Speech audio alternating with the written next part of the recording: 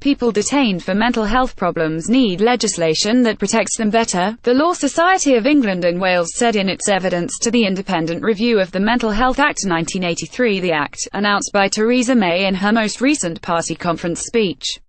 As the law stands today, someone detained under the Mental Health Act, or sectioned, may be treated without their consent for the first 3 months of their detention without any safeguards.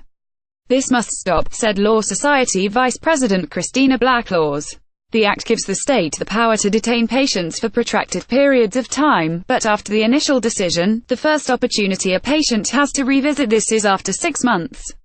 We think they should be able to challenge their detention much earlier. 6 months is far too long and may compound the distress of people who are already suffering.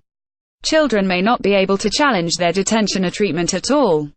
The Law Society is calling for specific safeguards for children receiving inpatient psychiatric care. The Law Society evidence makes a number of other recommendations about the Mental Health Act provisions as well as mental health treatment and services, including treating anyone without their consent in the first 3 months of their detention, unless authorized by a second opinion-appointed doctor. SOAD must be prohibited. Children detained by parental consent do not have proper safeguards, such as a way to challenge their detention or treatment.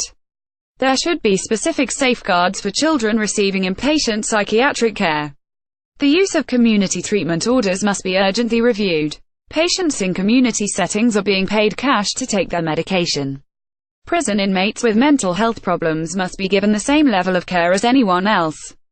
Christina Blacklaws concluded, attitudes and approaches to mental health have moved on since the Act was written, and the legislation should reflect that. Every person who suffers from mental health issues should be treated in the least restrictive way possible, and should only be detained against their will if their health, safety or public protection depends on this last resort.